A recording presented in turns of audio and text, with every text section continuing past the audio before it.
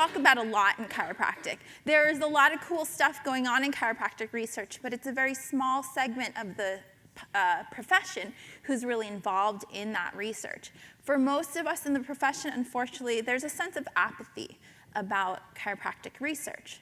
And I would almost prefer that we had some antipathy towards chiropractic research. Why? Because at least there's some passion associated with things that we're not interested or that we don't like, right? When we talk about vaccination, when we talk about artificial sweeteners, we have more passion for that subject than we do for chiropractic research. And that's really not going to serve us in terms of thriving and growing.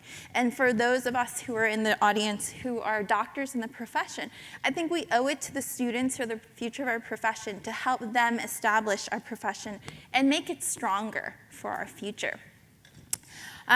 So there's sort of a buzzword that's around called cultural authority. And you've probably heard some docs talk about it in recent times. Funny enough, when I looked it up online, I Googled it in preparation for tonight. And on the first page of Google, probably 3 or 4 of the top hits were related to chiropractic. Because a lot of chiropractors are talking about cultural authority and the need for us to establish who we are and what we do and creating sort of a better established identity for ourselves. And so the profession that we refer to most often when we talk about cultural authority is dentistry. How many of you guys have heard about people talking about dentists and how they have managed to maintain cultural authority, right? So it's this idea that everybody knows what a dentist does, and nobody questions the fact that we should go get our teeth cleaned a couple times a year. And nobody questions the fact that parents should spend thousands, if not $10,000s of dollars, making sure their children's teeth are in proper alignment, because it is very important for the health and development of their children. Does that sound a little bit familiar, right? It sounds very familiar to us, but yet we haven't quite gotten to the point where everyone has an understanding of that. That doesn't mean the dental profession is without its own issues, right? How many of us like to go to the dentist? You'd be hard-pressed to find a room full of people who say they like to go to the dentist, right? So there's a certain stigma associated with going to the dentist, even though as a society we accept it. So what's the average dental patient like? It's just somebody who's subscribed to the fact that dentists and going to the dentist is a natural part of life, right? But what is your ideal patient like? Imagine that person who you want under chiropractic care. It's probably someone you want under lifetime care, who is an empowered individual making positive choices related to their health and their life in general. Yes? What does that person need in order to make positive decisions for their life? They need evidence, they need information. They're going to want to know why chiropractic works, why it's important to be checked and adjusted. And we need to provide that information to the public if we want to attract those patients. That makes sense? So think about the last conversation you had or a future conversation you may have with someone who's never experienced chiropractic care.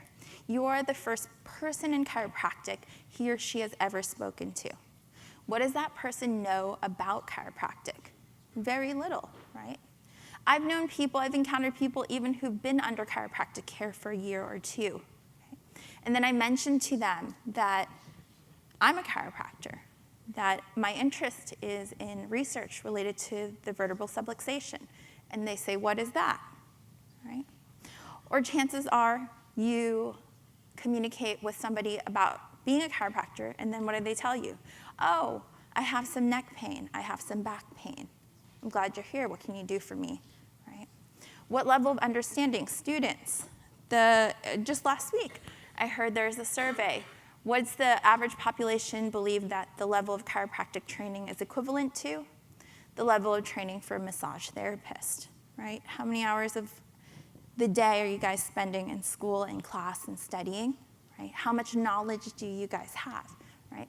So by providing research to the profession so that we can all communicate with one another and communicate with the public, we're going to strengthen what we have in terms of the philosophy, the science, and the art of chiropractic care. So I think that we have to establish 3 things. First and foremost is our identity. Okay? Who are we as a profession? And we all do different things in the office. Okay? Students, you all have different interests. There's different techniques, et cetera, et cetera. But regardless of what you do, everything that we do in our profession is founded on one thing, and that is the detection and correction of the vertebral subluxation complex related to its philosophy, its science, and its art. Yes? Can we all agree on that? That's our identity. And there are some words that we use in the explanation of that identity that are unique to us, okay? That separate us from perhaps the osteopathic manipulation, okay? Or other treatments that are done in physical or manual medicine, yes? So that is our identity. That's something that we have to share and we have to establish. What is the value? What can we offer society? What do we do as a profession? We correct subluxations. What is the value of that? Okay. I'm out of school now for about 4 years. I graduated from Life in 2011. I have a lot of friends who are in clinical practice all over the world, really. And once in a while, we have a conversation where one of my friends says, you know, I feel really bad charging a lot for the chiropractic adjustment. It doesn't take very long, right? I feel bad charging X amount of dollars for 5 minutes, 2 minutes. But we serve nobody by not placing value on what we do. We serve the masses by putting value on what we do and expressing its importance. But if we're going to say that it's important, again, we have to have evidence for that. Okay? And the idea of being primary care physicians, right? Shouldn't chiropractic care be the primary form of health care? Shouldn't it be where we go first? The fact of the matter is, at some point in our lives, we're likely all going to need medical care because we might have an accident or a serious illness that the chiropractic adjustment cannot address. But when it comes to the overall health and wellness of the average person, chiropractic care should be first and foremost. We should be able to be the primary form of health care. But right now, when we look at research, when we're talking within the healthcare landscape, the question is always going to be, what is your evidence? Do we believe that the vertebral subluxation is a major cause of problems related to health? Yes, we do. Do we believe that it can cause disease or lead to disease, lead to symptoms? Yes. Do we believe that its removal is first and foremost important in maintaining health and achieving optimal health? So doing even better than we currently are doing, right? It's not about neck pain or low back pain. It's really about expressing our optimal potential. And we do believe those things, but where is the evidence for it? And that, unfortunately, is what they'll say out in the healthcare marketplace until we are able to place that research next to what we say. So currently, unfortunately, we're struggling with that as a profession. Dr. Bruce Lipton said that a living system cannot be in growth and defense at the same time. But currently, we have a little bit of a struggle in our profession, don't we? So this sort of tug of war exists, tug of war between research and practice, science and philosophy, educated and innate.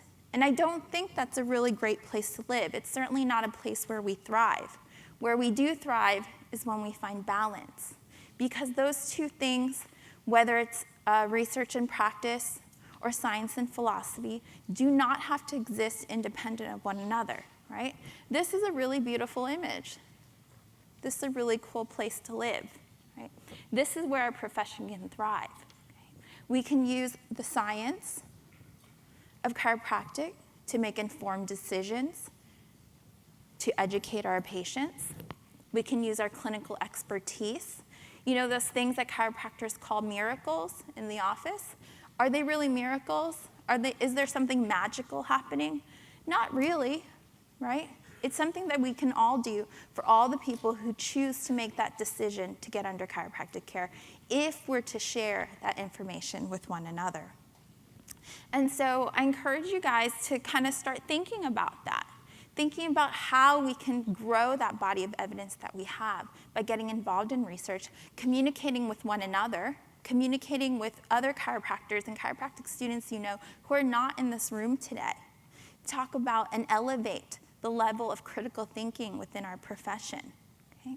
To think beyond symptoms, to think beyond neck pain, back pain research. A lot of times when people talk about research, what do they talk about? We need to speak their language. We need to speak the language of insurance reimbursement or evidence-based medicine. We don't need to speak their language at all. But we need to have a stronger understanding of our own language and then teach that language to other people so that they can understand what it is we have. We should no longer be keeping chiropractic a secret from the other 95% of the population. Studies show that at any given time, utilization of chiropractic is less than 10% in the US. There's 90% of people out there who aren't getting the message yet. A lot of them are educated and making informed decisions. Statistics are showing that people, especially of higher socioeconomic levels, are making really much better choices in their life nowadays. Better choices in terms of food, better choices in terms of exercise, better choices in terms of lifestyle. And again, chiropractic care should be a part of that, but we need to enter that conversation. Okay? It's going to change how we educate our students. It's going to change how insurance companies and state laws, perhaps, look at what chiropractors do. But in order to kind of start that change, we need to do the research. What do? Again, we've got these things that happen in the office. We call them miracles. They're not really miracles. We need to start documenting them. Doctors in the room, get your staff involved. Get students involved in helping you with the write-up. Right? I've seen and met a few chiropractic office assistants who have been involved in research in their office. And it's just an amazing opportunity for them to really flourish and learn a new skill as well and develop a passion for what you're doing in the office with them. So I encourage you to do that. Students, start reading research. Find out what's out there. Think about what is important to you. Everyone should be out there in clinical practice, reaching the masses, making lots of money too. Use that to donate to schools and organizations that are conducting research that align with what's important to you. Publish research. When you do have the opportunity to publish research, make sure you are using the terminology of our profession. What's the difference in a word? There's a huge difference. Just last weekend at another conference, I saw a survey about utilization of chiropractic/osteopathic manipulation. There was no way to differentiate between the percentages of utilization between osteopaths and chiropractic in the study. Why? Because for far too long, a lot of chiropractors have been okay with us using other words. Right?